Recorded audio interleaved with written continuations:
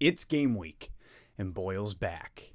Let's Talk Lions. Welcome back to an all-new episode here at Let's Talk Lions. My name is Jay. Thank you for hanging out. Thank you for subscribing to the channel. It is 1 week away until the Lions take on Philly here in Detroit, which, if I'm being honest with you, is just mind-blowing that the season's already here. This has been a wild off-season. It has been a whirlwind. I feel like there's been so much momentum here in Detroit. So it's like half of me felt like a kid waiting for Christmas, where you're just like, the month of December takes forever. But the other half was just, it blew by because of how many cool things really the Detroit Lions got to experience this offseason, whether it was Hard Knocks, the draft being named in Detroit in 2024, and all of the different acquisitions, the draft itself, what we're doing.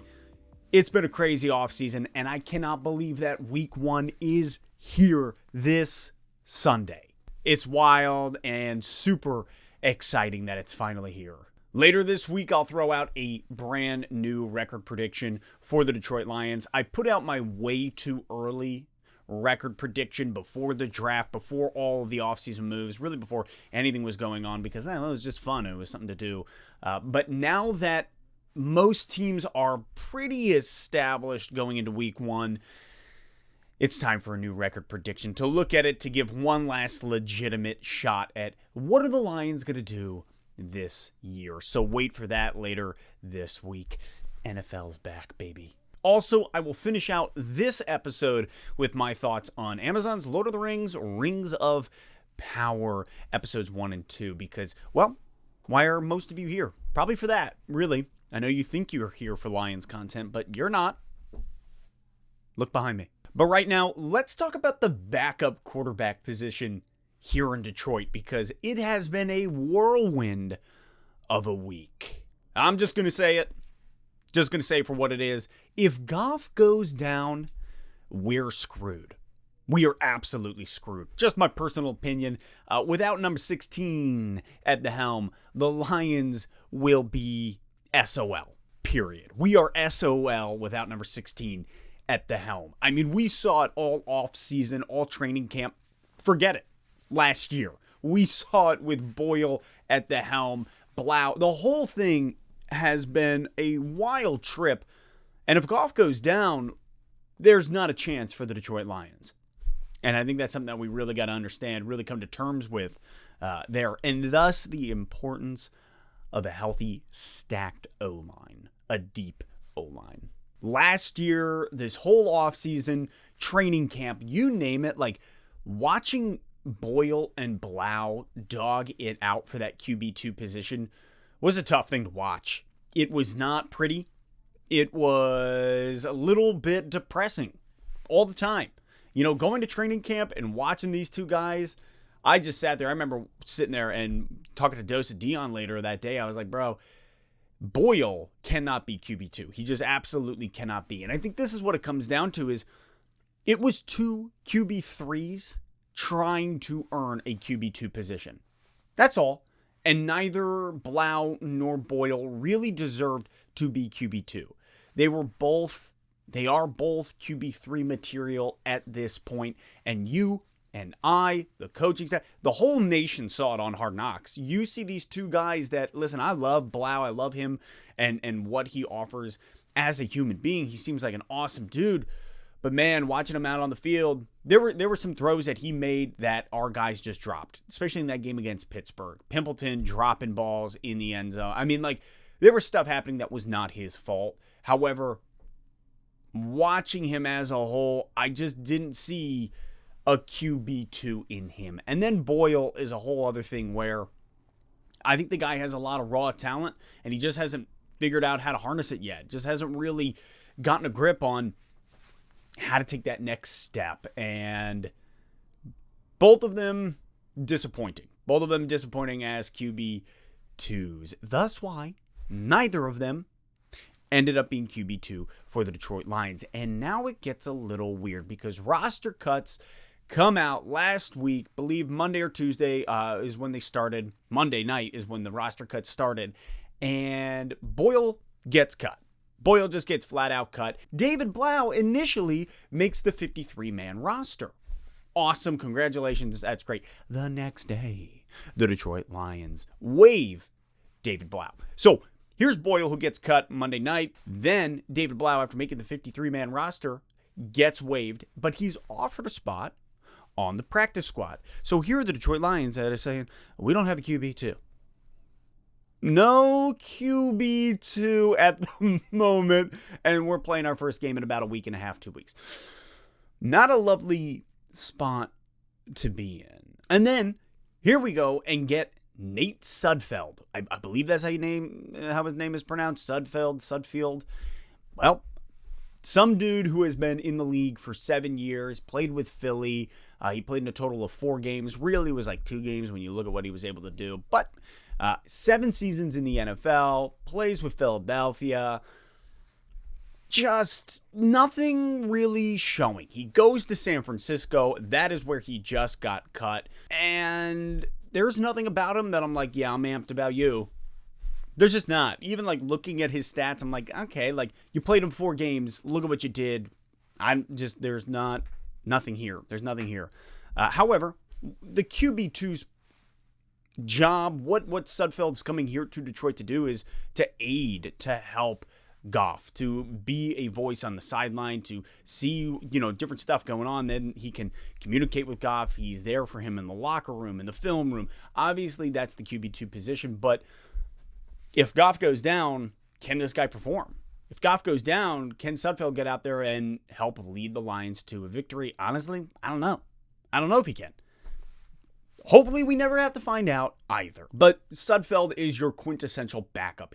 Don't love it. Don't love bringing this guy in 1 week before Philly, because there's a lot of work to do. There is a lot of work to do for him to get prepared with this offense, to get prepared as a Detroit Lion.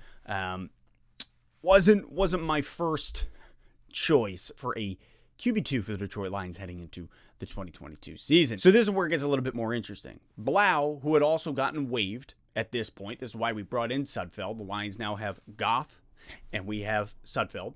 The Lions then offer a practice squad spot to David Blough. Well, so do the Vikings. The Vikings offer Blough a practice squad spot as well, and Blough takes the job in Minnesota. Interesting. Would love to know the reasoning behind it, but hey, here he goes.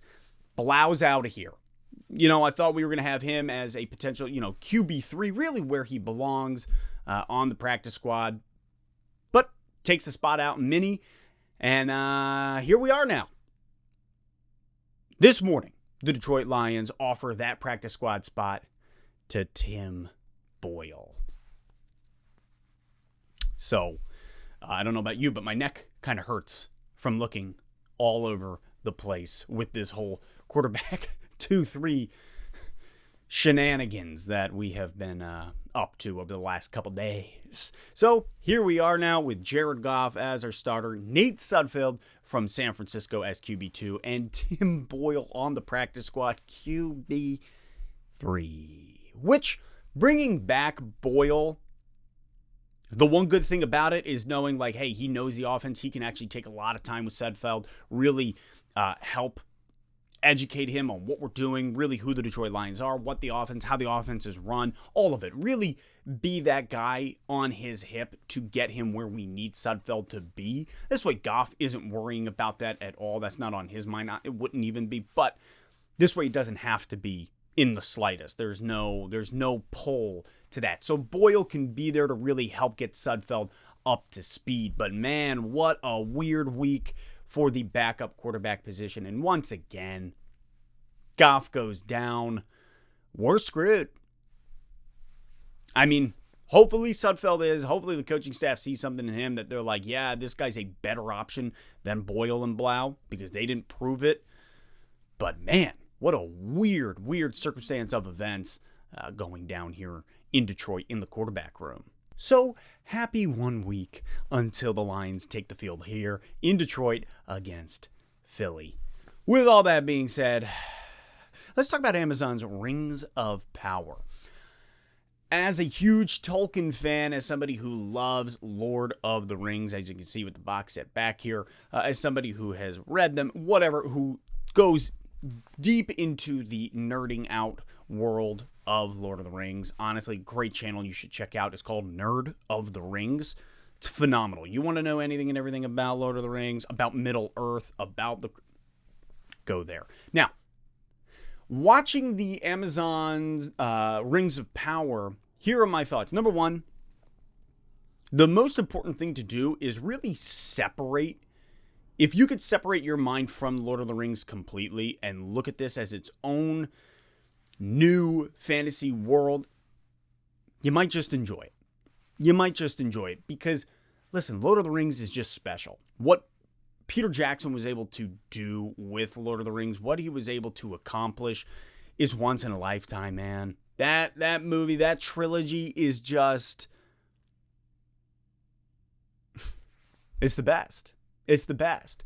And so it's really hard to watch anything that's going to take place in Middle Earth and not compare it. So my encouragement is for you, those of you who have not watched it yet, separate yourself from Lord of the Rings completely. If you can do that, you might just enjoy it. Now, with that being said, spoilers alert. So if you have not watched it or want to watch it, click away. You've been warned. Some of the things that I really have been intrigued by is it's interesting seeing a young Galadriel who is zealous, who is a little bit brash, who's a little bit bold, because we're used to the Galadriel of Lord of the Rings who is stoic, who is poised, who has seen a lot and has matured a ton. She is very mature. She's very able and capable to handle herself in a lot of dark situations. I mean, you think of her when they first go into Lothlorien, there's this way about her where you're like, I'm scared of this woman.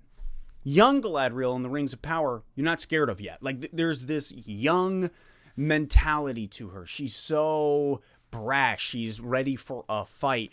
And I'm very intrigued as to what are they going to do to show that change? Because this is a very different look at Galadriel. I don't love it, but in another sense, it kind of makes sense because she's young. I forget how exactly old she is in the Rings of Power. I want to say she's somewhere between like what would be the equivalent of 20 to 30. So she's probably like, what, 2,000 to 4,000 years old in elf years? Yeah, I'm really showing my hand when it comes to nerdiness. But so with that being said, there is this level to her that I'm like, it makes sense that you would behave in this capacity. You're young. Young people, 20 to 30, have a zealous, passionate way about them. And so that's what we're seeing in Galadriel. Then you have Elrond, a young Elrond, who they're doing a good job of making you feel like it's Elrond of Lord of the Rings, young, seeking this political power, growing, learning, understanding how to run a nation, if you will. Obviously, as they're in the elf kingdom of Lindon, there's a lot of learning going on for him.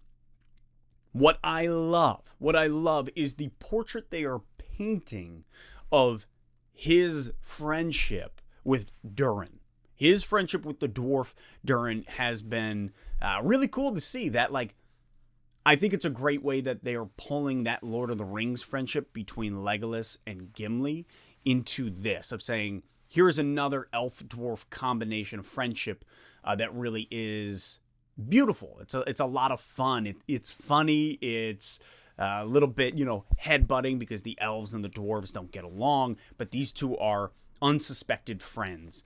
So I do like that they're trying to pull that Gimli-Legolas feel in with Elrond and Durin. It's kind of a cool ode to Lord of the Rings. So I like what they're doing there. Very intrigued by what's going to happen. And then there's Bronwyn and Arondir. These are the female human and the male elf. What's tough is there's only a few human elf relationships ever in like the history of Tolkien's world. And so I do like that in the Rings of Power. those two characters reference that within the first two episodes, and they say, I think it's in the first episode, they're like, this never works. This has always ended tragically. And I almost feel like it's a foreshadowing of what's going to happen to them. Because in Tolkien's world, these two characters are made up. They're not actual Tolkien characters. Rings of Power made them up. And so part of me is wondering, is this a foreshadowing of what's to come? That they will not make it, that their love will also tragically fall apart, that somebody will die, maybe both will die. Because that's kind of the classic human-elf relationship in Tolkien's world. Which, if I'm being honest with you, that's what I would like to happen. Stick to the lore. Stick to the lore. Have it end tragically, because that's why Arwen and Aragorn in Lord of the Rings and their relationship is so beautiful. It's finally the coming together of an elf and a man, and it working, it not ending tragically. So that was all very nerdy, and I'm quite okay with that. So those are just some initial thoughts about some of the characters that I've seen. There's a lot that I could go into that I'm not going to here because, my God, it's a lot. It's a lot. So that is it for today. First of all, go watch Rings of Power. Separate yourself from Lord of the Rings. I think you'll enjoy it more. And from there, Boyle's back, baby. But so's the Lions season. So that is it for today. We'll live stream later this week. We'll do a record prediction. We got a lot more coming your way. Very excited about it.